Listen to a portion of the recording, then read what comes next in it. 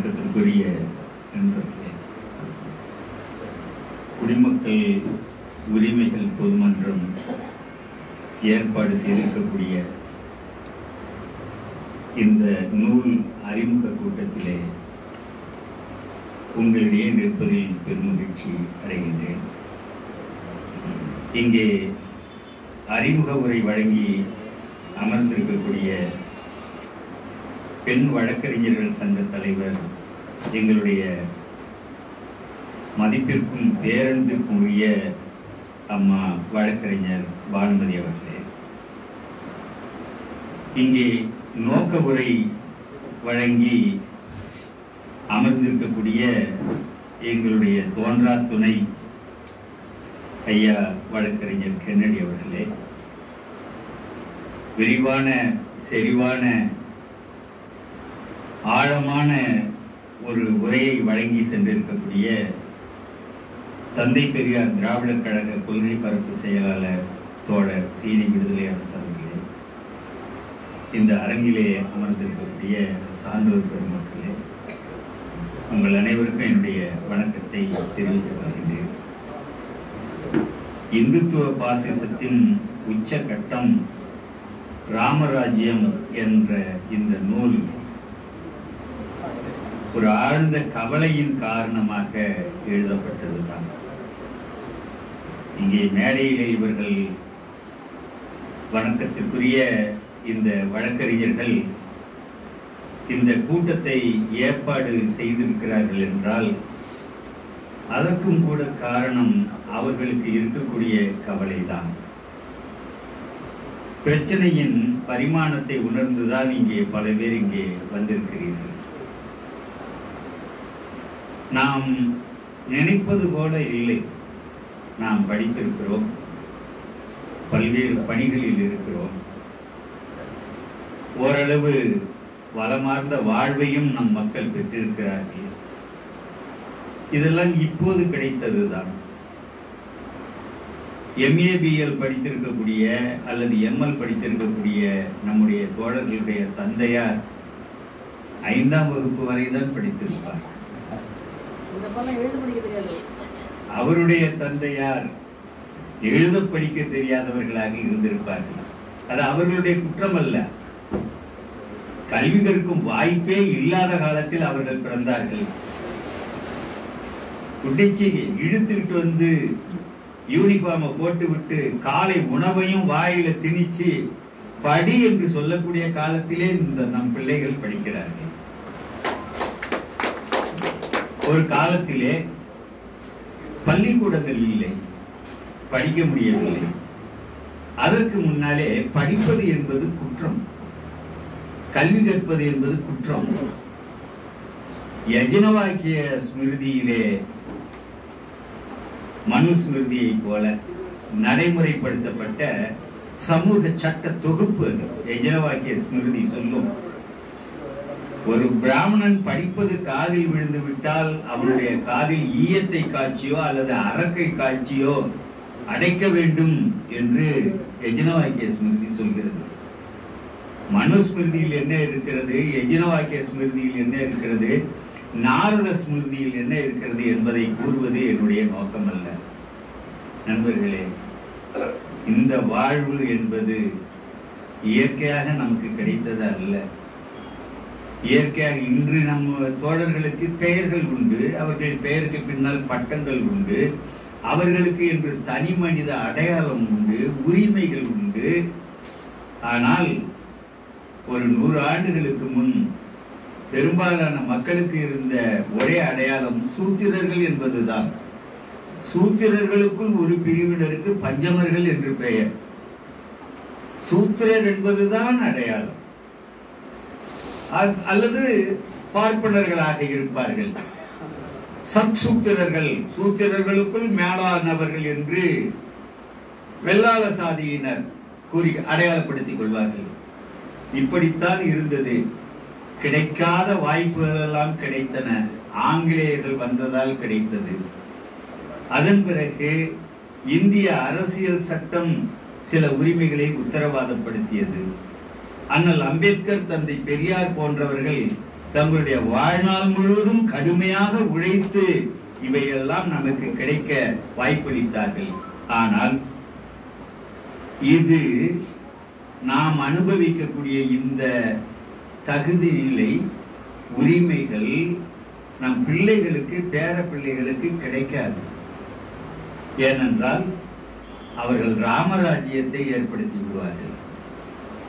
ராமராஜ்யம் என்றால் என்னவென்று தெரியாத பல பேர் மகிழ்ந்து, ஆஹா ராமர் தெய்வம், ராமராஜ்யம் என்பது மிகவும் அற்புதமானது என்று நினைத்துக் கொண்டிருப்பார்கள். நான் ஒரு பழைய படத்துல ஒரு காட்சி எனக்கு நினைவுக்கு வருது.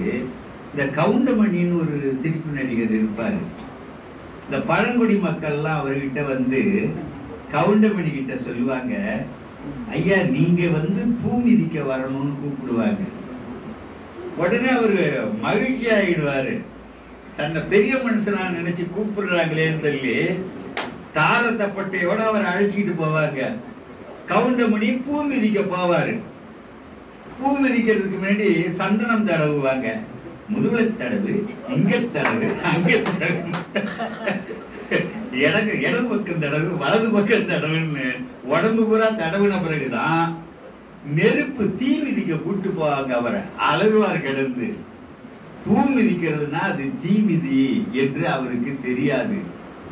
நம்முடைய மக்களுக்கு ராமராஜ்யம் என்றால் என்னவென்று தெரியாது. இதுதான் நிலை. ராமராஜ்யம் என்றால் வர்ணாசிரமம் நிலைநிறுத்தப்பட்ட ஒரு ராஜ்யம். அதில் வருண தர்மப்படிதான் அவன் தொழில் செய்ய வேண்டும். படிச்சுட்டான இவ்வளவு பேரு என்று நீங்கள் நினைக்கலாம்.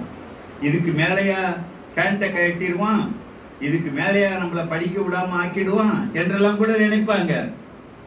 படிச்சுக்கலாம், பேண்ட் எல்லாம் போட்டுக்கலாம், ஆனால் சாதி தொழிலை தான் செய்ய வேண்டும். அவனுடைய ஏஜென்ட்டுகள் சொல்லுவாங்க, ஏன் படிக்கிற, அப்படி வச்சு சாணிய சர்ன்னு உறிஞ்சினா மாதம் உனக்கு 80,000 ரூபாய் பணம் கிடைக்கும், உன் சாதி தொழிலை செய்ய முன்வா என்று வற்புறுத்துவார்கள். புதிய கல்வி கொள்கை கொண்டு வருவார்கள். அந்த கல்வியிலே அவர்கள் சொல்லுவார்கள், 3ஆவதிலே பொது தேர்வு, 5ஆவதிலே பொது தேர்வு, 8ஆவதிலே பொது தேர்வு குழந்தைகளுக்கு. அவர்கள் எல்லாம் இந்த பொது தேர்விலே அதையே வடிவமைத்த கஸ்தூரி ரங்கன் சொல்கிறார், 8ஆம் வகுப்பு படிக்கும் போது 3 முறை அவனுக்கு வாய்ப்பு தரப்படும். அந்த 3 முறையில் அவன் அதுல பாஸ் செய்யவில்லைன்னா அவன் திருப்புளி எடுத்துக்கிட்டு, ஸ்பானர் எடுத்துக்கிட்டு தொழிலுக்கு போய்விட வேண்டும் என்று. அதாவது ஒட்டுமொத்த மக்களை குறைகூலி தொழிலாளர்களாக உற்பத்தி செய்து கார்பரேட்டுகளுக்கு கொடுக்கக்கூடிய ஒரு உத்தியோடு தான் அது வடிவமைக்கப்பட்டிருக்கிறது.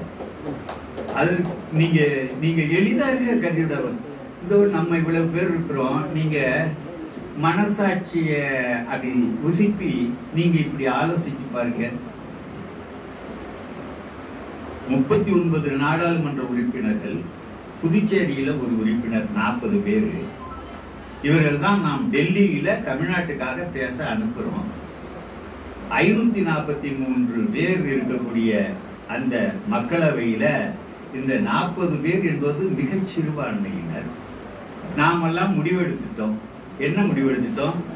நாடாளுமன்ற உறுப்பினர் தேர்தல் பிஜேபி வேண்டாம். சட்டமன்ற தேர்தல் இங்க தவறுதலா 2 சீட்டு வேணா கிடைச்சிருக்கலாமே ஒழிய பிஜேபி வேண்டாம்.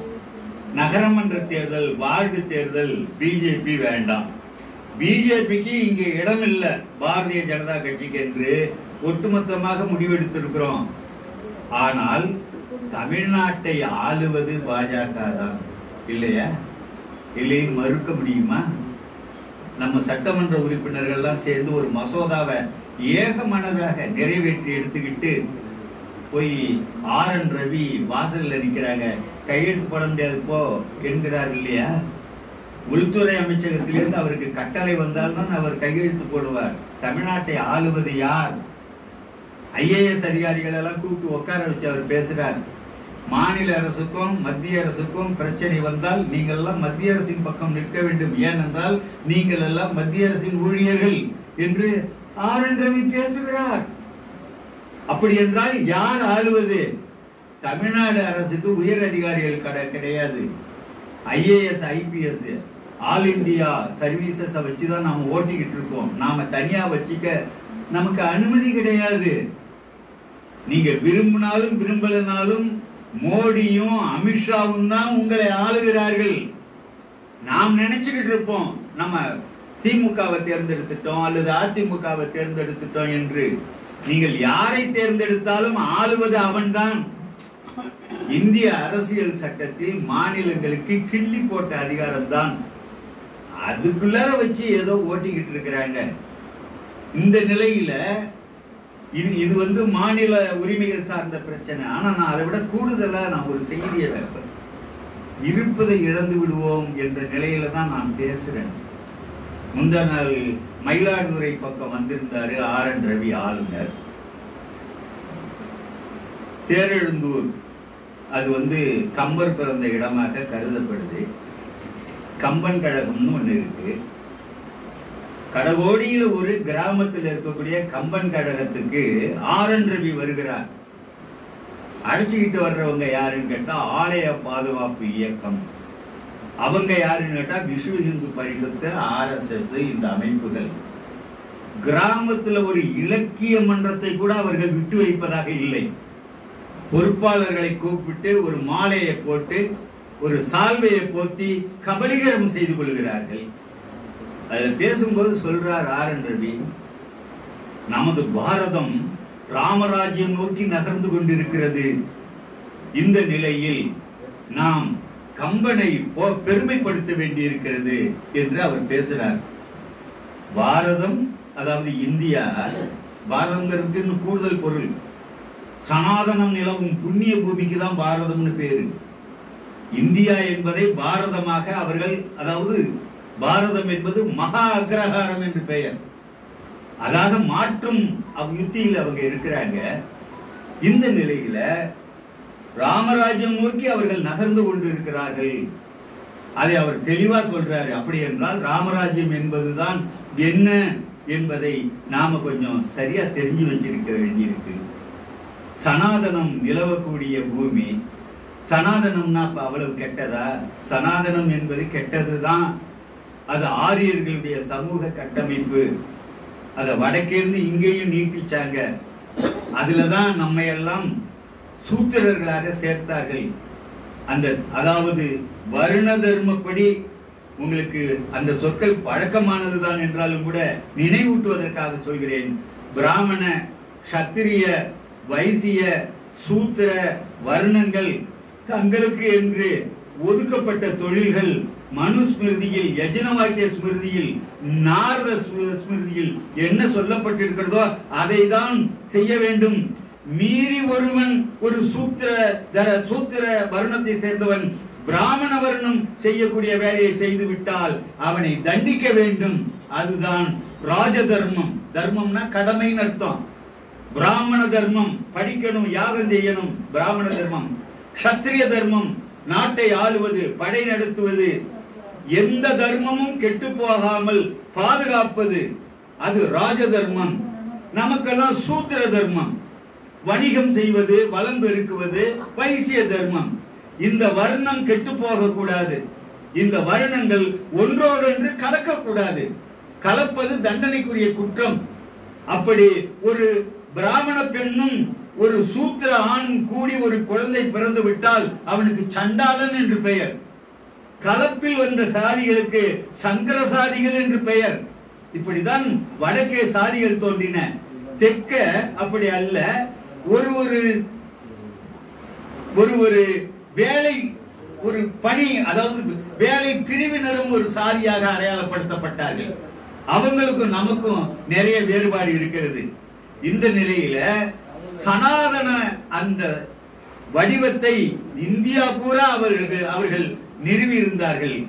இப்ப அதிலிருந்து நாம கொஞ்சம் தப்பிச்சோம்.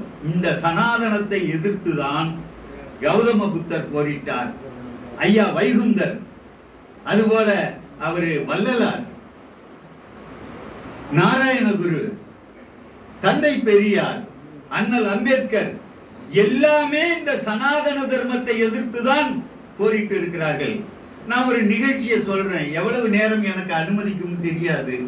ஆனால் முக்கிய சில செய்திகளை நான் பதிவு பண்ணிடணும். இந்த RSS 1925 உருவாக்கப்பட்டது.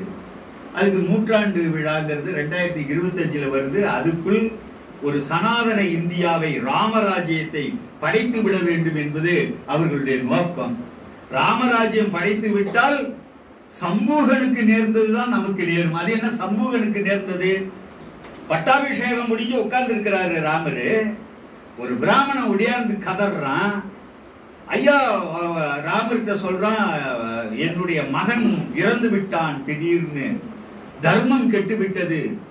உங்களுடைய ஆட்சிக்கு உட்பட்ட பகுதியில் எங்கோ ஒருவன் தன் சாதி வருண தர்மத்தை மீறி மேல் சாதி தொழிலை செய்து விட்டான், ஆகவே என் மகன் இறந்து விட்டான்னு ராமர் சொல்றாரு. இருக்கவே இருக்காது. வேலை செய்யறவன் வேலை செய்யறான், ஆசாரி இழப்பிலேயே தான் பிடிச்சிருக்கான். அங்க ராட்டி தட்டுற பெண்ணு ராட்டி தான் தட்டிக்கிட்டு இருக்கா. அண்டை வெட்டுறவன் வயல்ல அண்டை தான் வெட்டிக்கிட்டு இருக்கான். வெட்டியான் என்ற தொழிலை செய்கிறவர் பொணந்தான் எரிக்க, யாரும் மீறவில்லை அப்படின்னு சொல்றாரு. இல்ல, மீறினதுனாலதான் என்னுடைய மகன் இறந்து போனான்னு உருவிய வாளோடு புஷ்ப பல்லக்கில் ஏறி வடக்க மேற்க கிழக்கெல்லாம் தேடிட்டு கடைசியா தெற்க வராரு. ஒரு மலை உச்சியில ஒரு ஓம்னு ஒரு சவுண்ட் கேட்டுக்கிட்டு இருக்கு. யாருன்னு பார்த்தா ஒருத்தன் தலையில நின்னுகிட்டு இருக்கான், தவம் பண்ணிக்கிட்டு இருக்கான். அப்பதான் அவர் கேட்கிறாரு, ஏய் யார் நீ அப்படின்னா, நான் சம்பூகன்.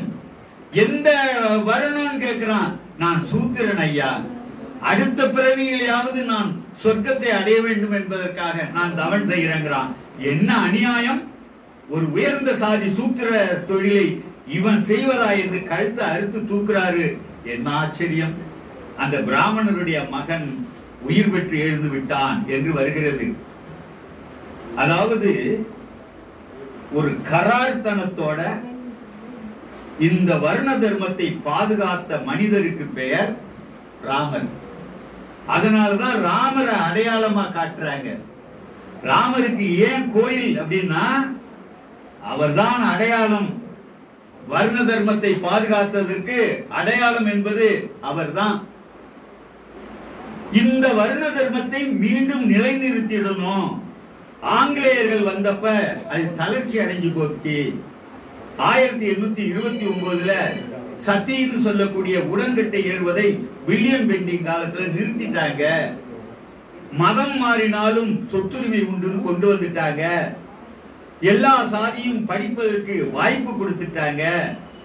ஆகவே நாம் திரும்பவும் அந்த பழைய முறையை கொண்டு வர வேண்டும்னு கடுமையா உழைச்சாங்க. 1925 இருந்து இன்னைக்கு 13,000 RSS காரர்கள் திருமணமே செய்யாமல் முழு நேர ஊழியரா இந்த சனாதன இந்தியாவை, ராமராஜ்யத்தை படைத்து விட வேண்டும் என்பதற்கு கடுமையா வேலை செய்யறாங்க. பல லட்சம் பேர் RSSல உறுப்பினர் ஆக்கி இருக்கிறாங்க. அவங்க வெவ்வேறு இடங்கள்ல வேலை செய்யறாங்க. அவங்க அதாவது இந்த சனாதனம்ங்கிறது என்னன்னா பர்மனன்ட்னு சொல்லுவான். சனாதனம் என்பது நிலையானது, முடிவற்றதுன்னு சொல்லுவான். என்னையா பர்மனன்ட்னாக்கா அதை விளக்க மாட்டான். அது என்ன அப்படின்னு சொன்னா, மேல் வர்ணமாகிய பார்ப்பனர்களின் மேலாண்மை என்றென்றும் நிரந்தரமானது, கீழ் சாதியாகிய சூத்திரர்களுடைய இழிவும் மற்ற வர்ணங்களுக்கு அவன் தொண்டு செய்ய வேண்டும் என்பதும் நிலையானது, மாறாதது. அதுதான் சனாதனம் என்பது என்று விளக்கம் 1905 வெளியிடப்பட்ட காசி பல்கலைக்கழகம் அன்னைக்கு பாடசாலையா இருந்த போது வெளியிட்ட அந்த நூல்ல ரொம்ப தெளிவாக இருக்கிறது. அப்ப இததான் திரும்ப நிறுவனம்ங்கிறான். அவங்களுக்கு ஒரு குருஜி ஒருத்தர் உண்டு, கோல்வால்கர்னு பேரு. சாவர்கர் அவங்களுடைய இணையற்ற தலைவர் என்பது போல கோல்வால்கர் அவர் தான் குருஜி. அவர் பஞ்ச் ஆஃப் தாட்ஸ் ஒரு புத்தகம் எழுதியிருக்காரு. அந்த பஞ்ச் ஆஃப் தாட்ஸ்ல ஒரு நிகழ்ச்சியை சொல்றார். இது ஆந்திராவில் நடந்ததா நம்ம கருதலாம். ஒரு ஆங்கிலேய அதிகாரி நடந்து போய் கொண்டிருந்தார். அவருக்கு பின்னாலே அவருடைய பியூன் ஒரு பிராமணர், அவர் பின்னாலே நடந்து போய் கொண்டிருந்தார். அந்த ஆங்கிலேய அதிகாரி தன் எதிரே வந்த இன்னொரு தனக்கு அடுத்த நிலையில் உள்ள அதிகாரியை பார்த்தவுடன் கையை நீட்டினார். இருவரும் கை குலுக்கிக் கொண்டார். அவர் ஒரு நாயுடு பிரிவை சேர்ந்தவர். இரண்டு பேரும் கை குலுக்கினார்கள். அதன் பிறகு அந்த மேல்சாரி பிரிவினராகிய அந்த நாயுடு பிரிவினர் பின்னாலே பார்த்துவிட்டு ஓடி வந்து அந்த பார்ப்பன பியூனுடைய பாதத்தை தொட்டு வணங்குகிறார். அப்ப அந்த ஆங்கிலேய அதிகாரி கேட்கிறார். என்ன கேட்கிறார்னா, இது என்ன? நான் உமக்கு மேலதிகாரி, எம்முடன் நீர் கைதான் குலுக்கினீர். ஆனால் இவரோ கீழ்நிலை பணியாளர், பியூனாக இருப்பவர். ஆனால் அவருடைய பாதத்தை தொட்டு கும்பிடுகிறீரே, இது என்ன பிரச்சனை என்று அவர் கேட்கிறாராம். அதுக்கு அந்த அதிகாரி சொல்றாரு, ஐயா, நீர் எமக்கு மேலதிகாரி, ஆனால் நீர் விலேச்சர். ஆனால் அவரோ பிராமணர். நாங்கள் எல்லாம் வணங்க கடமைப்பட்டவர்கள். இதுதான் இந்து தர்மம் அப்படின்னு அவர் சொல்றார். இத கோல்வால்கர் அந்த புத்தகத்துல எழுதுறாரு. இந்து தர்மம்ங்கிறது இதுதான். நீ யாரா வேணாலும் இருக்கலாம், பார்ப்பனர்களுடைய பாதம் தழுவிதான் வணங்கிதான் நீ வாழணும். அந்த நிலைமைய சட்டபூர்வமாக கொண்டு வருவதற்கான முயற்சியில இப்ப இருக்காங்க. இந்திய அரசியல் சட்டத்தை நீக்கிவிட்டு மனுஸ்மிருதியை இந்தியாவின் அரசியல் சட்டமாக ஆக்குவதற்கான முயற்சி 1946 இருந்து 49 வரை நடந்தது. அதான் அவர்கள் கூட சுட்டி காட்டினாங்களே. அவர் காஞ்சி சங்கராச்சாரியார் என்ன இப்படி செய்கிறார்கள், ஜனநாயகம் படைக்கிறேன்னு சொல்லி இப்ப தொடங்குறாங்க. மனுஸ்மிருதி தானே இந்தியாவோட அரசியல் சட்டமா இருக்கணும் என்று அப்ப அவர் பேசியதை இந்த நூலில் நான் குறிப்பிட்டு இருக்கிறேன். ரொம்ப முக்கியமான, இப்ப அவர்கள் வென்று கொண்டு இருக்கிறார்கள். இந்தியா பூரா இன்றைக்கு அவர்களுடைய கை வலுத்து கொண்டிருக்கிறது. இது நாளைக்கு சட்டமாக்க மாட்டார்கள் என்று நினைச்சிடக்கூடாது. இந்திய அரசியல் சட்டத்துல 1946 இருந்து 49 நவம்பர் 26 வரை எழுதப்பட்டு 1950 ஜனவரி 26 நடைமுறைக்கு வந்த இந்த குடியரசு சட்டம் இருக்கிறதே, இதில் போதாமைகள் உண்டு, நிறைய இருக்கு. இன்னும் தேசிய இனங்கள், அதன் தாயகங்கள் எல்லாம் அதில் ஏற்பளிப்பு பண்ணப்படலை என்று நாங்கள் எல்லாம் குறை சொல்லுவோம். ஆனால் கூட அதனுடைய பிரியாம்பிள் என்று சொல்லக்கூடிய அந்த முன்னுரை இருக்கிறதே, அந்த முன்னுரையில ஜனநாயகம், சமத்துவம், சமூக நீதி, நீதி, அதன் பிறகு சமய சார்பின்மை, இதெல்லாம் உத்தரவாதப்படுத்தப்பட்டிருக்கிறது. அதையெல்லாம் நீக்குவதற்கான முயற்சியில இப்ப இருக்கிறாங்க. அதாவது பாஜக அதனுடைய தாய் அமைப்பாகிய RSS மிகப்பெரிய போரை நடத்தி கொண்டிருக்கிறது. இந்திய அரசியல் சட்டத்தை நீக்கி விடுவதற்கான முயற்சியில அவங்க இருக்கிறாங்கிறத நாம மறந்துடக்கூடாது. அப்ப அவங்க எப்படி வர்றாங்கன்னு சொன்னா, அதாவது இந்த இப்பயே CBSE சிலபஸ்ல மதச்சார்பின்மைங்கிற வார்த்தையெல்லாம் நீக்கி இருக்கிறாங்க. மதச்சார்பின்மைங்கிற வார்த்தையை நீக்கி இருக்கிறாங்க. ஜனநாயகம்ங்கிற வார்த்தையை நீக்கி இருக்கிறாங்க. புளூரலிசம் சொல்லக்கூடிய பன்மைத்தன்மைங்கிறத நீக்கி இருக்கிறாங்க. அப்ப இந்த வார்த்தைகள் எல்லாம் அடுத்த தலைமுறைக்கு தெரியக்கூடாது என்று அவர்கள் நீக்கி கொண்டே வருகிறார்கள். அப்படிங்கிறது தான் மிக முக்கியமான செய்தி. அவர்களுக்கு ஒரு குறிக்கோள் இருக்கிறது. அந்த குறிக்கோளை இந்த நூல்ல பக்கம் 7 நான் கொடுத்திருக்கிறேன். 1979ஆம் ஆண்டு சண்டே வார இதழில் வந்தது. நாடாளுமன்ற உறுப்பினர் ராஜநாராயண் MP அவரு பதிவு செஞ்ச செய்தி. இந்த செய்தி ரொம்ப முக்கியமானது. அவர் சொல்றாரு, RSS என்பது என்ன, அவன் நோக்கம் என்னங்கிறத அவர் சொல்றாரு. கடந்த 40 ஆண்டுகளாக RSS அமைப்பை நான் மிகவும் துல்லியமாக கவனித்து வருகிறேன். 1940ஆம் ஆண்டில் இவர்கள் காந்தியை தாக்கினார்கள். 1942 ஆகஸ்ட் 9ஆம் தேதிக்கு பிறகு காங்கிரஸ்காரர்களை தாக்க ஆரம்பித்தார்கள். தொடர்ந்து பிரிட்டிஷ்காரர்களின் உளவாளிகளாகவே அவர்கள் செயல்பட்டார்கள். அவர்களுக்கு ஒரு கொள்கை உண்டு. பிரிட்டிஷ்காரர்கள் பேஷ்வா பிராமணர்களிடம் இருந்துதான் ஆட்சியை பிடித்தனர். எனவே பிரிட்டிஷார் இந்தியாவை விட்டு வெளியேறும் போது ஆட்சி மீண்டும் பேஷ்வா பிராமணர்களிடமே திருப்பி தரப்பட வேண்டும் என்பது அவர்களின் கொள்கை.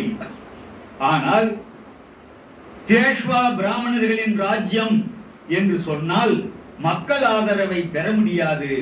எனவேதான் அவர்கள் ஏற்கனவே ஒலித்து வந்த கோஷங்களை மாற்றிக்கொண்டு பார்ப்பன ராஷ்டிரம் என்பதற்கு பதிலாக இந்து ராஷ்டிரம் என்று சொல்ல ஆரம்பித்தனர். இதுல முக்கியமாக நீங்க நினைவு கொள்ள வேண்டியது, 1925 எத்தனையோ அமைப்புகள் தோன்றிச்சு. கம்யூனிஸ்ட் கட்சி அப்பதான் தோன்றியது. 1925 தான் சுயமரியாதை இயக்கமும் தோன்றியது. 1925 தான் RSSம் தோன்றியது. தோன்றிய ஒவ்வொரு அமைப்பும் கொஞ்சம் தளர்ச்சி அடைந்தன, மாற்றங்களுக்கு உள்ளாயின. ஆனால் RSS மட்டும் மாறவே இல்லை.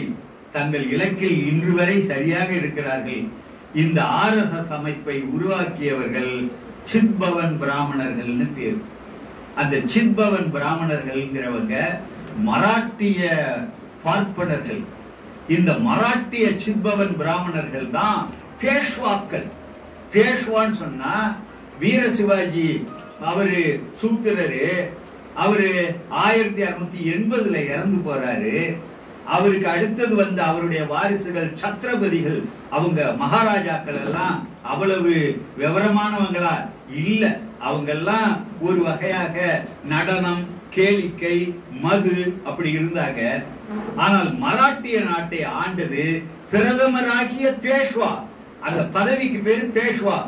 அவருக்கு கீழே தான் கெய்க்வாட், பான்ஸ்லே, ஹோல்கார், இப்படி 4 முக்கியமான மராட்டிய தலைமைகள் எல்லாம் சேர்ந்ததுதான் பேஷ்வாவின் கீழ் இருக்கக்கூடிய ஆட்சி. அப்ப ஆங்கிலேயர்கள் மராட்டியர்களை தோற்கடித்து ஆட்சியை கைப்பற்றியதை தான் இவன் என்ன கேட்கிறான், மராட்டியத்தை, மத்திய இந்தியாவை நீங்க கைப்பற்றினது பேஷ்வாக்களாகிய எங்களிடமிருந்து கைப்பற்றினீர்கள். ஆகவே இந்தியாவின் திறவுகோலை எங்க கிட்ட, சித்பவன் பிராமணர்கள்ட்ட ஒப்படைச்சிட்டு வெளியேறுங்கள் என்று கோரிக்கை வைத்தார்கள். அத பார்ப்பன ராஜ்யம்னு சொன்னா மக்கள் ஏற்க மாட்டாங்கிறதுனால இந்து ராஷ்டிரம் என்றும் ராமராஜ்யம் என்றும் அவங்க அழைச்சுக்கிட்டு இருக்கிறாங்க. இதுதான் அதுல உள்ள செய்தி. அப்ப அவங்க பேஷ்வா அந்த சித்பவன் பிராமணர்களை அவங்க சேர்ந்தவங்க தான் யாரு, இந்த RSS உருவாக்கியவர்கள்.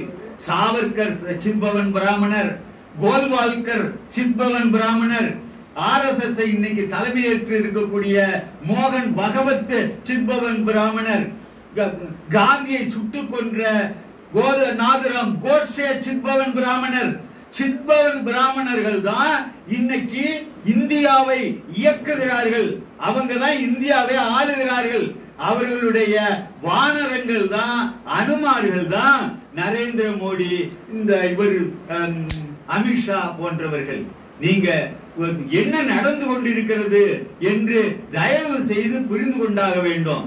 அவர்கள் சும்மா இல்ல, தங்களுடைய இலக்கு நோக்கி நகர்ந்து கொண்டே இருக்கிறார்கள். இந்த நிலையில தான் இப்ப இந்த தமிழ்நாடுனா இது ஒரு கடுமையான பகுதி. அவ்வளவு எளிதாக இதை தங்களுடைய கட்டுப்பாட்டுக்குள் கொண்டு வர முடியாது என்ற நிலையில இன்னைக்கு தமிழ்நாட்டுக்குள்ளார புகுந்திருக்காங்க. அவங்கதான் புகுந்திருக்காங்க. கட்சிகளை எல்லாம் விலைக்கு வாங்கி இருக்கிறார்கள். சாதி தலைமைகளை எல்லாம் விலைக்கு வாங்கி இருக்கிறார்கள். பல்வேறு அமைப்புகளை, செயல்பாட்டாளர்களை விலைக்கு வாங்கி இருக்கிறாங்க. தமிழ்நாட்டினுடைய சிறந்த பேச்சாளர்கள், சிறந்த எழுத்தாளர்கள், சிறந்த ஊடகவியலாளர்கள்னு யாரெல்லாம் அவங்க அடையாளம் கண்டாங்களோ அவ்வளவு பேரையும் அவங்க இன்னைக்கு விலைக்கு வாங்கி இருக்கிறாங்க.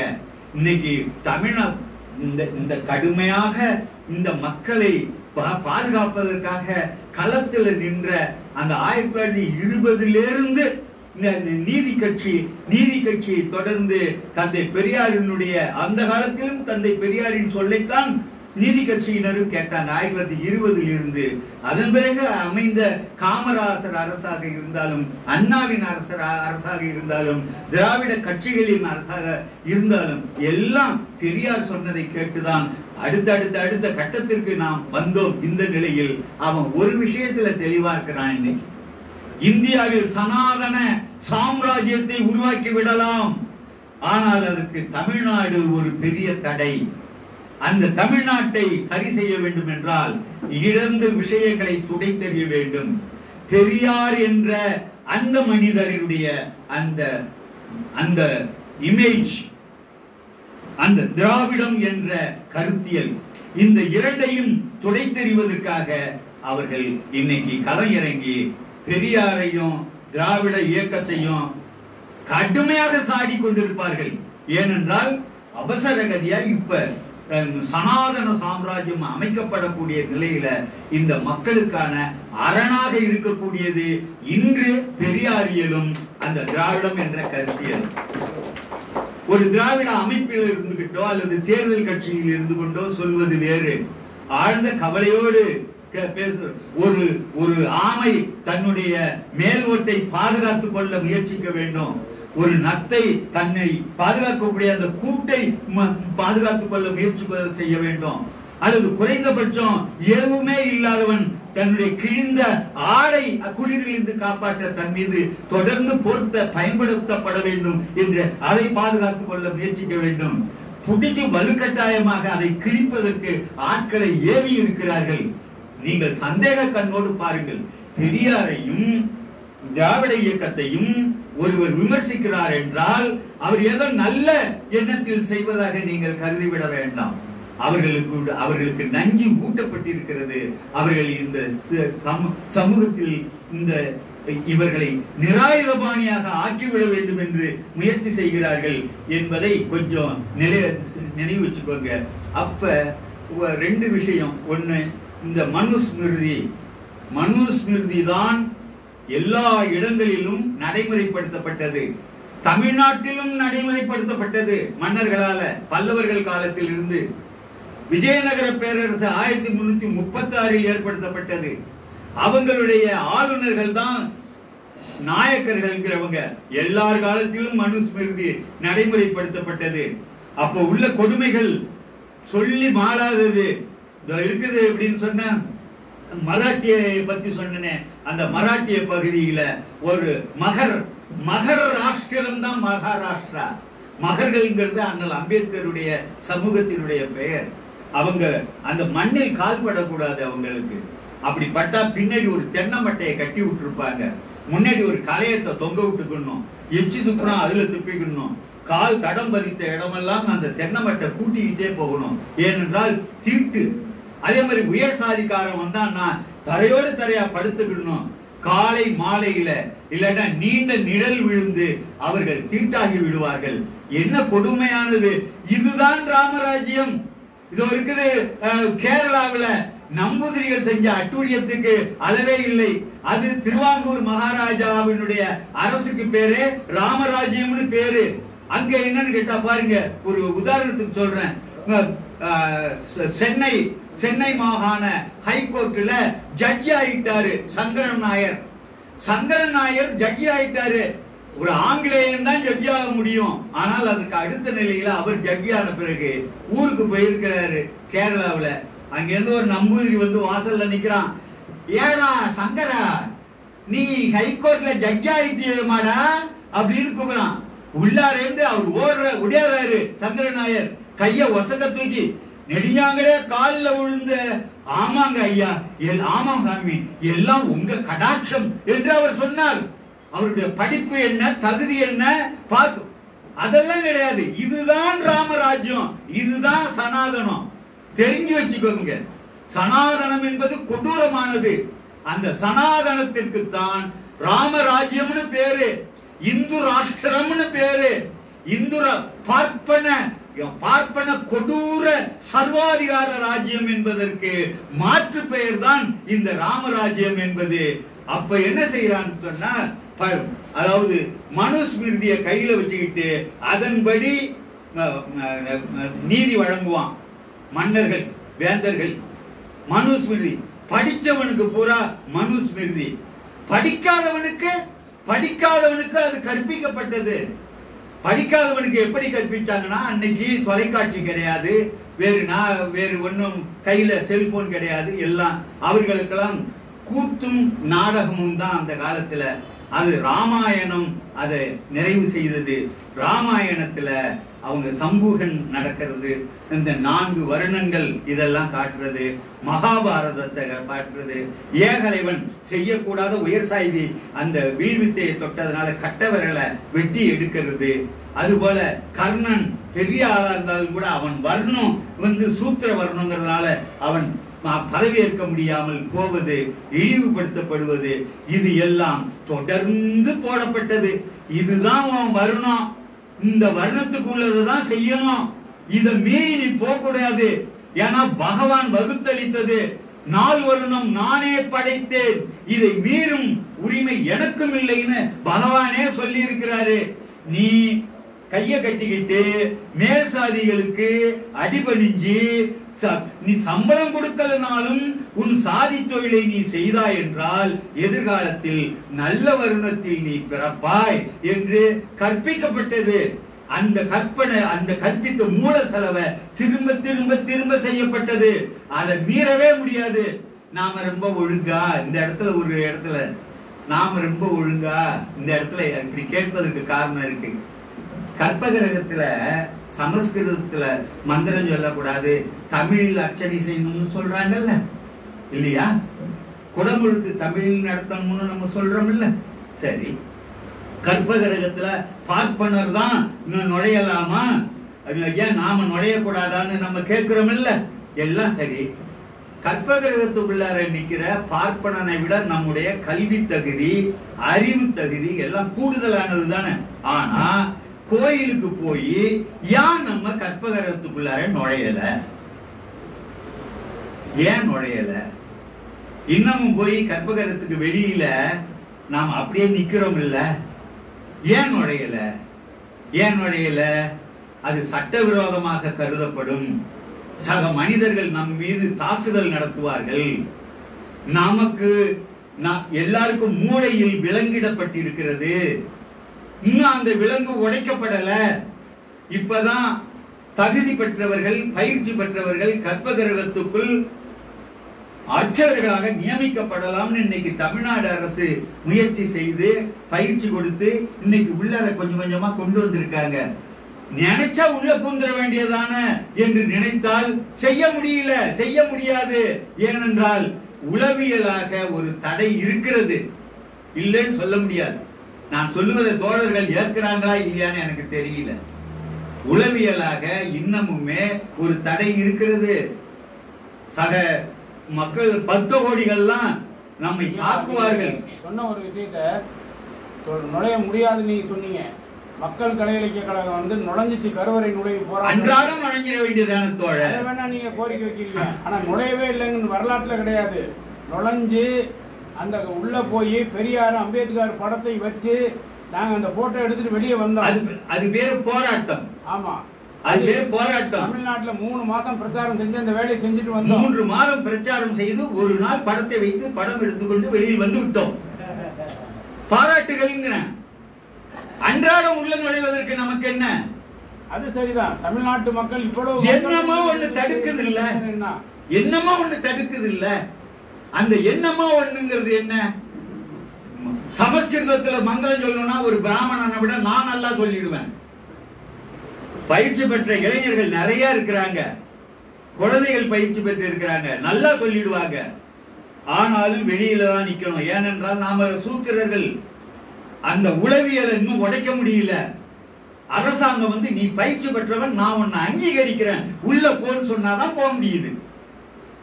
அது அந்த கட்டத்தை நம்ம அதாவது நமக்கே இந்த நிலைமைனா கடந்த காலத்தில் என்ன நிலைமை? காந்தியார் சொல்றாரு, ஐயோ காந்தியார் சொல்றாரு, ராமாயண ராமன் அல்ல என்றாமன், அவன் தசரதனின் மகன் அல்ல, நான் கருதல ராமன், அவன் சீதையின் கணவன் அல்ல, ஒரு உன்னதமான ராஜ்யத்தை கற்பனை பண்றாரு. ராமராஜ்யம் என்பது ஒரு முழுமையான ஜனநாயகம் விளங்கக்கூடிய ஒரு தேசமாக அவர் கற்பனை பண்றாரு. அப்பதான் சொல்றாரு, ராமாயண ராமன் அல்ல என்னுடைய ராமன், அவனை நான் பூஜிக்க மாட்டேன். வால்மீகி ராமாயணத்துல வர்ற அவனை யாருமே பூஜிக்க முடியாது. நேரு என்ன சொல்றாரு, அவர் ஒரு ஜனநாயகவாதி, பகுத்தறிவுவாதி.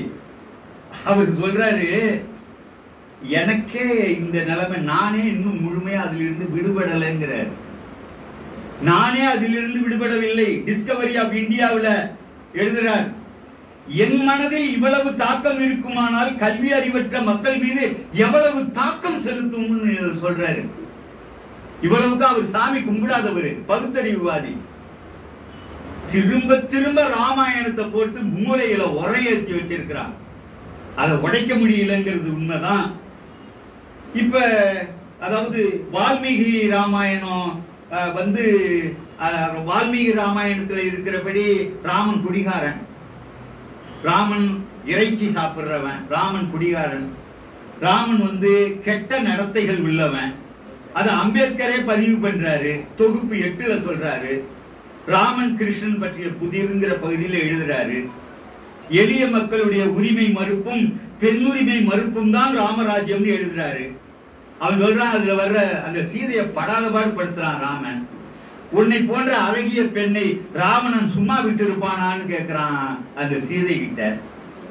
அது மட்டும் இல்லாம சாதாரண ஜனநாயக உணர்வு கூட இல்லாதவனாக அவன் இருக்கிறான் அப்படின்னு.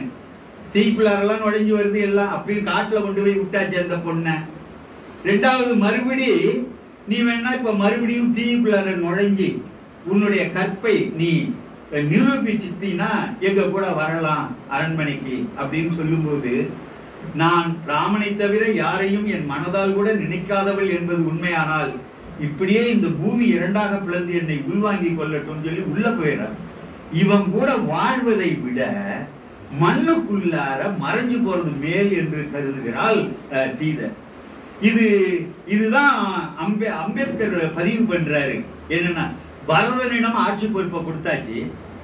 ராமன் பட்டாபிஷேகம் பண்ண பிறகு அந்த புறத்தோட பெண்களோடும் கோமாளிகளோடும் அவன் பொழுதை போக்கினான். அந்த புறத்து அழகிகள் மட்டும் இல்லாமல் நாட்டில் உள்ள சிறந்த அழகிகள் எல்லாம் ராமனுக்காக கொண்டு வரப்பட்டார்கள். குடிப்பது, கூத்தாடுவது, கூடி கழிப்பது. அவன் ஒரே ஒரு முறைதான் ஒரு வழக்கை விசாரிச்சானா. அந்த வழக்கு தான் ஒரு பிராமணருடைய மகன் இறந்து சமூகன் தலையை அறுப்பதற்க அந்த வழக்கு என்று அம்பேத்கர் அவருடைய தொகுப்பு நூல் 8ல சொல்றாரு. அம்பேத்கர் நல்லா தெளிவு சொல்ற, நல்ல மனிதன் இல்லை, நல்ல கணவன் இல்லை, நல்ல ஆட்சியாளன் இல்லை, மானுட சமத்துவத்தை எதிர்த்தவன். அந்த ராமராஜ்யத்தை தான் இப்ப திரும்ப கொண்டு வரணுங்கிறாங்க. ஏற்க முடியுமா? கொண்டு வர முடியும் அவங்களால. 1984 2 எம்பி இருந்தாங்க. அப்ப வாஜ்பாய் சொன்னாரு, எங்களுக்கு மட்டும் போதுமான பலம் கிடைத்தால் எங்களுடைய கனவு இந்தியாவை படைப்போம். நாங்க இன்னைக்கு அவங்களுக்கு நாடாளுமன்றத்தில் அந்த ஒரு கட்சிக்கு மட்டும் 303 உறுப்பினர்கள் இருக்காங்க. எந்த சர்வாதிகார முறையையும் ஜனநாயக முறைப்படியாகவே நாடாளுமன்றத்தில் அதை கொண்டு வர முடியும் அவங்களால. இந்த நிலைமையில தான் அடுத்த 2024 தேர்தலில் மீண்டும் பாஜக வெற்றி பெற்றால் முடிஞ்சு போச்சு எல்லாம் என்ற நிலையில் இன்னைக்கு இருந்துகிட்டு இருக்கு. நம்ம நான் சொல்கிறேன், யாரோ நமக்கு கிள்ளி போட்ட உரிமையில நாம வாழ்ந்துகிட்டு இருக்கோம். ஆண்டவன் கொடுக்கல நமக்கு இந்த உரிமைகளை. கலைமகள்னு சொல்றோமே, சரஸ்வதி, அந்த கடவுள் இருந்தாங்க, இருக்கிறதா நம்புவோம், ஒத்துக்குவோம். இன்னைக்கும் இருந்தாங்க, 100 வருஷம் முன்னாடி இருந்தாங்க, 200 வருஷம் முன்னாடி இருந்தாங்க. இன்னைக்கு நம்ம பிள்ளைங்க எல்லாம் படிக்குது. ஆனா அப்பா படிக்க முடியல, தாத்தா படிக்க முடியல. தாத்தாவோட அப்பா காதுல ஈயத்தை காய்ச்சி அவன் படிச்சது தெரியாதனமா காதுல விழுந்துட்டுங்கிறதுக்காக இதை அடைச்சாங்க. அதே சரஸ்வதி அம்மா தான் இருக்கிறாங்க. ஆனால் பெரியார், அண்ணல் அம்பேத்கர் போன்றவர்கள் பிறந்ததால் நாம படிச்சோம். கடந்த காலத்துல சமத்துவத்தை நோக்கி நம்மை வழி நடத்தியது யாருன்னு சொன்னாக்கா இஸ்லாம். இஸ்லாம் சமத்துவத்தை கொடுத்தது. இன்னைக்கு இஸ்லாமியர்களை தேடி தேடி கொள்றானே, காரணம் இதுதான். எங்கள்கிட்ட சூத்திரர்கள் பஞ்சமர்கள் எவ்வளவு அடங்கி ஒடுங்கி கிடந்தாங்க. அவங்களையெல்லாம் உன் மதத்துக்கு கொண்டு வந்து உன் மதத்தில் அவர்கள் சேர்ந்த பிறகு சமத்துவத்தை கொடுத்து ஒன்னா உட்கார்ந்து சாப்பிடுற, ஒரே தட்டுல சாப்பிடுற. நாங்க சுடுகாடை தாண்டி அவனுக்கு இடம் ஒதுக்கி கொடுத்திருந்தோம். கணுக்காலுக்கு மேலதான் வேட்டி கட்டணும்னு வச்சிருந்தோம். அவன் வீட்டு பெண்களை 18 சாதிகளை இடுப்புக்கு மேல துணி அணியக்கூடாதுன்னு பெண்களுக்கே நாங்க அப்படியெல்லாம் விதிச்சு வச்சிருந்தோம். நீ சமத்துவத்தை கொடுக்கிறாய், உன்னை நாங்க மன்னிக்கவே தயார் இல்ல. இஸ்லாமியர்களாக இருப்பதே இந்த நாட்டில் ஆபத்து என்ற நிலைமையை உண்டாக்குனாக்கா சத்தம் போடாம நீ பழைய சூத்திரனாக ஓடி வருவாய் என்று கருதி அடிக்கிறான். இதுதான் அவன் அடிக்கிறதுக்கு காரணம். அவரு சாவர்கர் சொல்லியிருக்காரு, பாரதத்தில் இஸ்லாமியருக்கோ கிறிஸ்தவர்களுக்கோ இடமில்லை, இந்து தர்மத்தை ஏற்றவர்கள் வாழ வேண்டும். ஏத்துக்கோங்கிறான். எங்களால் ஏற்க முடியாது. ஏற்க முடியாதுன்னா இங்க குடியுரிமை இல்லை, வெளியேறிடு, அல்லது உனக்கு உயிர் வாழ உரிமையும் இல்லை என்றுதான் அவர்களை தாக்குறாங்க. திட்டமிட்ட தாக்குதல். இந்த காஷ்மீரத்து பொண்ணு, 8 வயசு பொண்ணு ஆஷிபா, அந்த படுகொலை எல்லாருக்கும் தெரியும். ஒரு 9 பேரு அந்த 8 வயசு பிள்ளைய ஒரு கோயிலுக்குள்ளார 3 நாள் அதை பதுக்கி வச்சு அதை பலமுறை பாலியல் வல்லுறவுக்கு ஆட்படுத்தி அந்த பொண்ணு செத்தே போச்சு. எலும்புகள் எல்லாம் நொறுக்கப்பட்டு இருந்தன. 8 வயசு ஆஷிபா என்ன குற்றம் செய்தால் என்றால், அந்த பொண்ணு முஸ்லிம், இஸ்லாமிய பெண். ஒரு அச்சுறுத்தல், ஜாக்கிரதை, இஸ்லாமியாக வாழ்வது என்பது அனுமதிக்க முடியாத ஒன்று என்று. இதுதான் இங்க உள்ளது. இப்படி இருக்கிற நிலைமையில தான் ஆங்கிலேயர்கள் வந்தான் நமக்கு கொஞ்சம் நியாயத்தை வழங்கினா. நண்பர்களே, இந்த செய்தி நடக்கக்கூடாத ஒண்ணு. அந்த சனாதனத்தின் மீது, ராமராஜ்யத்தின் மீது பெரிய தாக்குதலை முதல்ல நடத்தினது ஆங்கிலேயர்கள் தான். 1813 பாக்குறான். பார்த்துட்டு சொல்றான், என்ன உலகமடா இது, இது வித்தியாசமா இருக்கு. அவன் தனித்தனியா வாழுறான். என்ன உணவு திங்கலாம், என்ன எந்த இடத்துல வாழலாம், என்ன தொழில் செய்யணும், எல்லாத்தையும் நிர்ணயிக்கிறான். மீறினா அடிச்சு கொள்றான். இப்படி ஒரு நாடு. இங்க பள்ளிக்கூடமே கிடையாதுன்னா, பள்ளிக்கூடமே கிடையாது. கல்வி கற்க பள்ளிக்கூடங்கள் கிடையாது. குருகுலம்னு சொன்னா குரு கிட்ட போய் ஒருத்தன் உட்காரணும்னா அவன் உயர்ந்த சாதியா இருக்கணும். பார்ப்பனனாகவோ அல்லது சத்திரியனாகவோ இருக்கணும். அல்லது வைசியனாக இருந்தால் தங்களுக்கான தொழிலை, அந்த கிராஃப்ட மட்டும்தான், அந்த தொழிலை மட்டும்தான் செய்ய கத்துக்கலாம். மற்றபடி கற்றுக்கொள்ள முடியாது என்பது நிலைநிறுத்தப்பட்டிருந்தது. அப்பதான் ஆங்கிலேயர்கள் சொன்னா, இந்திய மக்களுக்கு கல்வி வழங்கும் பொறுப்பை நாங்கள் ஏற்கிறோம்னா. 1813 சார்ட்டர் ஆக்ட்னு சொல்லி பேரு, சாசன சட்டம் கொண்டு வந்தான்.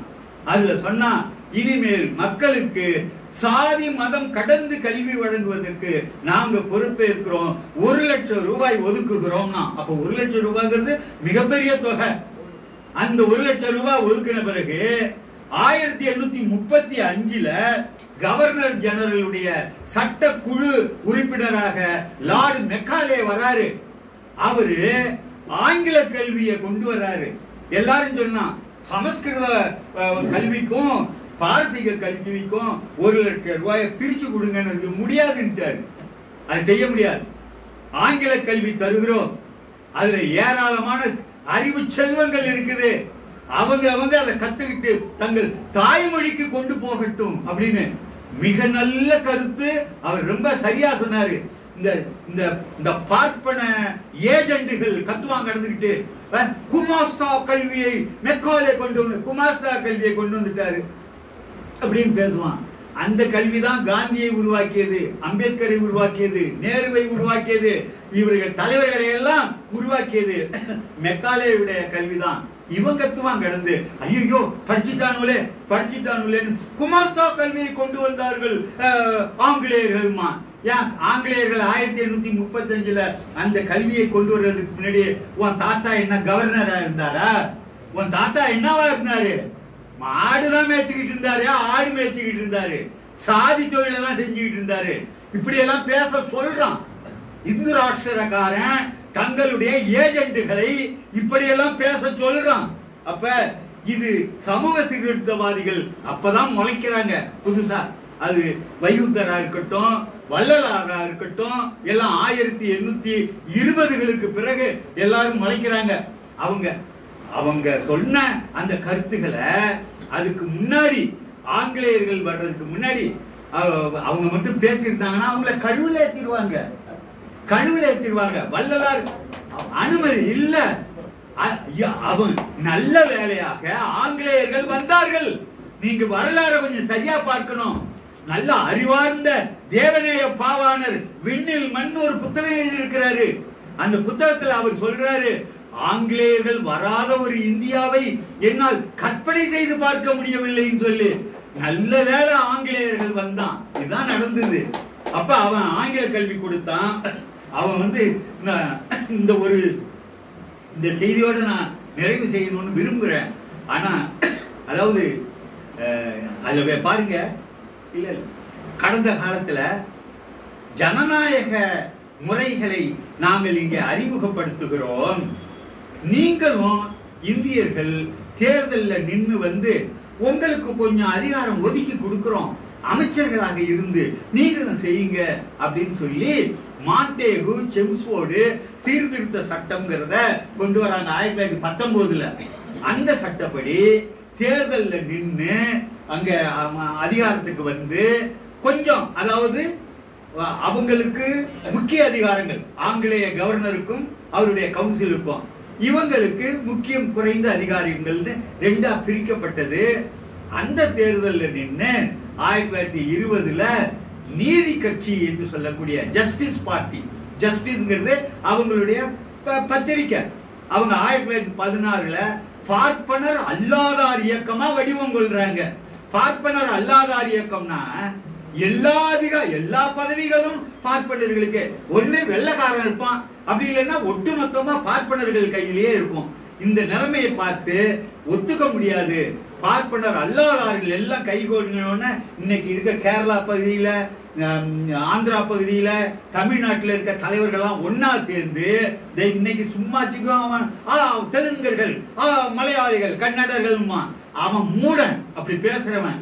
ஏன்னா அன்னைக்கு எந்த இடத்திலும் பார்ப்பனர் அல்லாதவர்கள் இல்லைங்கிற நிலைமையில அவர் TM நாயர், அவர் பெரிய டாக்டர், 30 ஆண்டுகளுக்கு மேல லண்டன்ல டாக்டர், என் வருமானத்தை எல்லாம் இதற்கு ஒப்படைக்கிறேன்னு சொன்னாரு அவரு. இங்க நடேசனார், இவர் மிகப்பெரிய ஒரு தலைவர், பெரும் பணக்காரரும் கூட. அங்க தியாகராய செட்டி அவங்க ஆந்திராவில் 3 தலைவர்களும் ஒன்னா இணைஞ்சு இந்த சாதாரண சூத்திர மக்களுக்காக நாம ஒரு இயக்கம் கட்டணும்னு கட்டுனதுதான் அந்த பார்ப்பனர் அல்லாதார் இயக்கம். அந்த இயக்கத்தினுடைய பத்திரிகை பேர் தான் ஜஸ்டிஸ், ஆங்கிலத்துல, தமிழ்ல திராவிடன் என்று. ஏன்னா அந்த ஆரியருக்கு நேர் எதிர்ச்சொல்லாக திராவிடன்கிறது அப்ப கருதப்பட்டது. அது மட்டும் இல்லாம இவங்க அயோத்திதாச பண்டிதர் 1885 ஆதி திராவிட மகாஜன சபா என்று அப்போ ஒரு திராவிடர் கழகம் எல்லாம் வந்தது. அப்படி அந்த திராவிடர்ங்கிறத போர்க்கள சொல்லாக, ஒரு போர் சொல்லாக அவங்க கருதுனாங்க. அதுக்கு பிறகுதான் அந்த சொல்ல இவங்க பயன்படுத்துறாங்க. மொத்தத்துல தேர்தல் வந்தது 1920ல நீதி கட்சி வென்றது. வந்த பிறகு இதுதான் முக்கியம், தாக்குதல கல்வி திட்டத்தின் மூலமா தாக்கிட்டான் வெள்ளக்காரன். இவங்க வந்த பிறகு 1921ல கம்யூனல் ஜிஓ 1 வகுப்பு வாரி உரிமை ஆணை அவங்க போடுறாங்க. என்ன போடுறாங்கன்னா, 100 ரூபாய் சம்பளம் உள்ள ஒரு வேலை, மாத சம்பளம் 100 ரூபாய் உள்ள சம்பளமா இருந்தா அதுக்கு மேல சம்பளம் இருந்துச்சுன்னா 66% விழுக்காடு பார்ப்பனர் அல்லாதாருக்கு கொடுத்துடணும். ஒதுக்கு 100 ரூபாய்க்கு கீழே உள்ள வேலைன்னு வச்சுக்கோங்க, அதுல 77% பார்ப்பனர் அல்லாதாருக்கு ஒதுக்கணும். இதை 7 வருஷத்துக்குள்ளார முழுமையா நடைமுறைப்படுத்தணும்னு கம்யூனல் ஜீவோ வாயிலையும் வயிற்றிலையும் அடிச்சுக்கிட்டு அலறான். பார்ப்பன சக்திகள் அன்னைக்கு.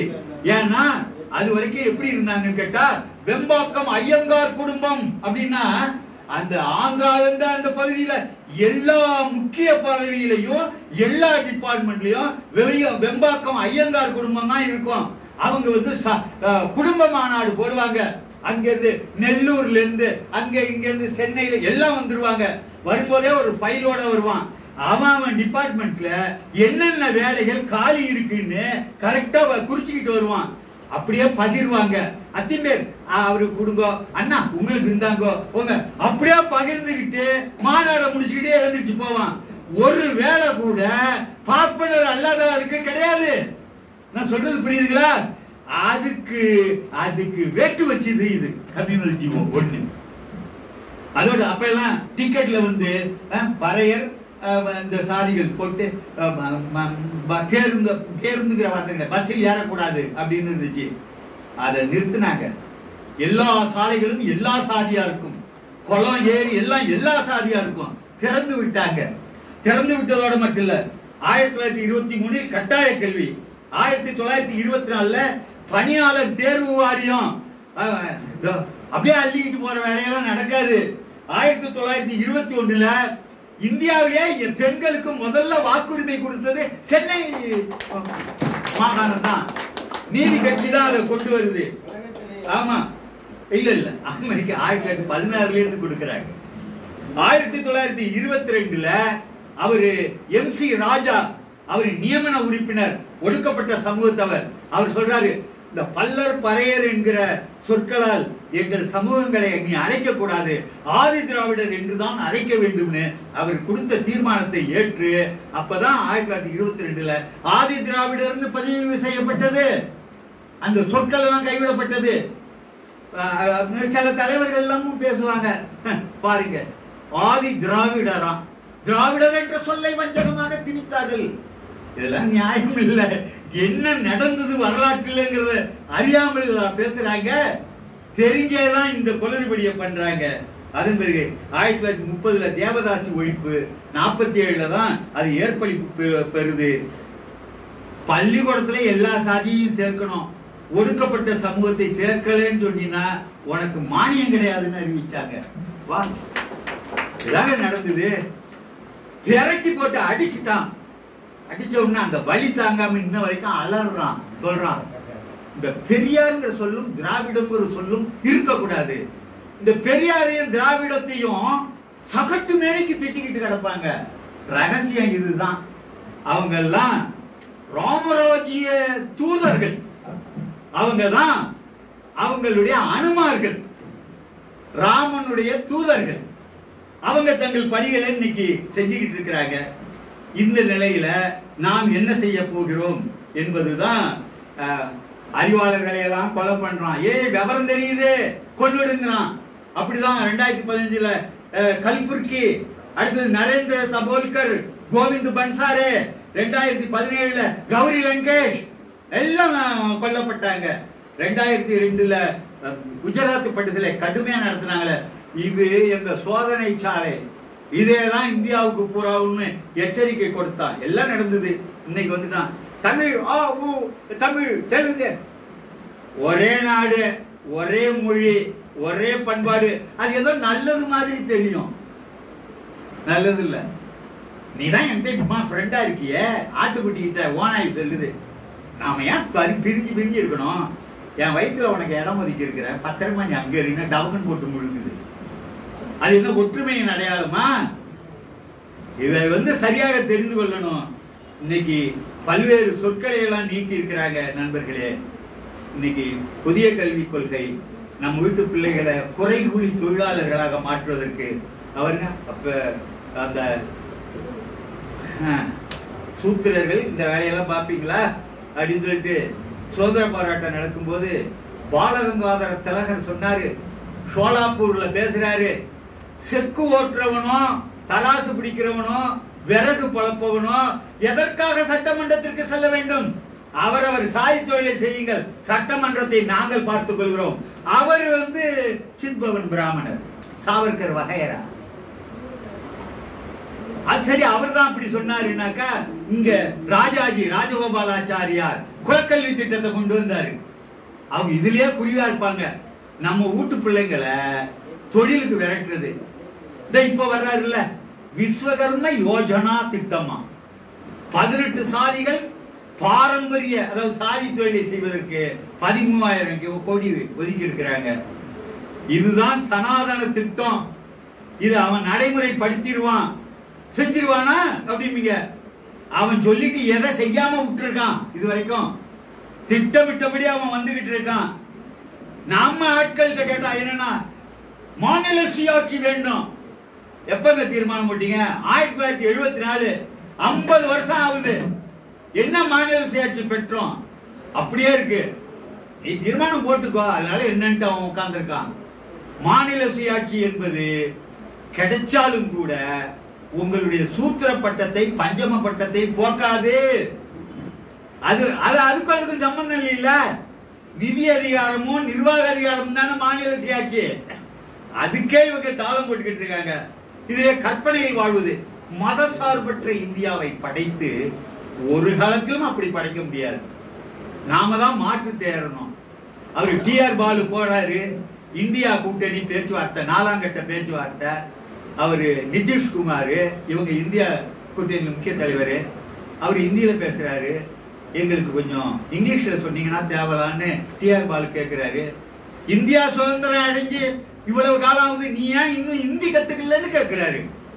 இதுதானே ஆர்எஸ்எஸ் காரன் கேட்கிறான், இதுதானே பாஜக காரன் கேட்கிறான். நீங்க அது நம்ம அவர் கெஜ்ரிவால், அவர் இன்னொரு ராமராஜ்யக்காரர் தானே. ராமராஜ்யத்தை எதிர்க்கிறோம்னு சொல்ற தலைமைகளே இன்னைக்கு இல்லைங்க. இப்ப நம்ம இங்க உள்ளவங்களே ரொம்ப ஜாக்கிரதையா மசூதியை உடைத்து விட்டு அந்த இடத்தில் நீங்கள் கட்டுவதை எங்களால் ஏற்க முடியவில்லை மட்டும்தான் பேச முடியுமே ஒழிய, ராமர் கோயிலுக்கு சொல்றேன் இது என்ன அயோக்கியத்தனம் என்று பேச நம்மள்கிட்ட ஆட்கள் கிடையாது. பெரியார் மாதிரி எதையும் எதிர்பார்க்காத களத்துல இடங்கி நிற்கக்கூடிய தலைமை இன்னைக்கு இல்லை நமக்கு. அப்ப என்ன, மீண்டும் சனாதன இந்தியா வருகிறது. இதை எதிர்கொள்வதற்கு மதசார்பற்ற இந்தியா என்பது அப்படி ஒண்ணு கிடையாது. அது போதாமை உள்ளது. அதை படைக்கிறது ரொம்ப கஷ்டம். மாட்டு கோமியத்துல புனிதம் இருக்குன்னு மறுக்கிற இந்தியா தலைவர்கள் இருக்காங்களா? அப்படிலாம் கிடையாது. பாஜக காரன், ஆர்எஸ்எஸ் காரன் தான் இல்ல, அதே சிந்தனையில் தான் நிறைய தலைவர்கள் இருக்காங்க. அதனால இதுக்கு ஒரு தீர்வு தான் இருக்கு. நாம இந்த செய்தியை எல்லார்கிட்டையும் கொண்டு போங்க. வருகிற ஆபத்தை உணராமல் இருக்கிறார்கள். நாம ரெண்டு தான் நாம கவனம் செலுத்தணும். அதிகாரங்களை ஒருங்கிணைத்து ஒரு வலிமையான மத்திய அரசு அப்படிங்கிறது ஆபத்தானது. தேசிய இனங்களின் சுதந்திரமான தேசிய இனங்களின் குடியரசுகளும் குடியரசுகள் விரும்பி இணைந்த கூட்டரசாகவும் இந்தியா மாற்றி அமைக்கப்பட்டால் ராமராஜ்யம் செத்து போகும். வெத்தலைப்பாக்கு சுண்ணாம்பு சேர்ந்தால்தான் சிவப்பு நிறம் வரும். தனித்தனியா ஆக்கணும்னாக்கா சிவப்பு நிறம் வராது. தேசிய இன குடியரசுகளின் கூட்டமைப்பு. அப்போ அவன் ஜிஎஸ்டி வாங்கிட்டு நம்மள்கிட்ட கொடுக்க மாட்டான். நமக்குன்னு ஒரு ஏஜென்சி சென்டர் அங்க இருக்கும். இந்த ஆண்டு எவ்வளவு பணம் கொடுக்கணும்? தமிழ்நாடு பிரதமர் கேட்பாரு, முதலமைச்சர் அல்லது பிரதமர் அவர் கேட்பாரு, எவ்வளவு கொடுக்கணும்? நீங்க இத்தனை கோடி கொடுங்க, இதோ கிடக்கு என்று மொத்தமும் மாற்றி அமைக்கப்படும். அதுதான் தீர்வு. இன்னொன்று, இந்த சனாதனம் ஒழியணும்னா சாதி ஒழியணும். சாதி ஒழிக்கப்பட வேண்டும். அவன் தட்டி கொடுத்து அனுப்புறான் ஆளெல்லாம், பேசு பேசு, சாதிகள் எங்களுக்கு இருக்கணும்னு சொல்லு, சாதியை என் பேருக்கு பின்னாடி போட்டுக்கிறதுல உனக்கு என்ன பிரச்சனை என்று நீ போய் அங்க பேசு என்று தன் ஆட்களை அவன் ஏவுறான். சாதிகள் வந்ததுன்னு சொன்னா சனாதனம் நிறுவப்படுகிறதுன்னு அர்த்தம். தளர்ச்சி அடைஞ்சிருக்கு சாதி. இப்பவுமே சாதி கட்சிகள் இருக்கு, ஆனா தலைவர்கள் சாதியை போட்டுக்க மாட்டாங்க பேருக்கு பின்னாடி. ஏன்னா அந்த துணிச்சல் கிடையாது. அந்த துணிச்சல் கிடையாது. சாதியை போட்டுக்கிறதுல வெட்கப்படக்கூடிய அந்த உளநிலையை உருவாக்கியவருக்கு பெயர் பெரியார். வேற யார சொல்ல. அப்ப அந்த உணர்வை நாம் கையில் ஏந்த வேண்டும்.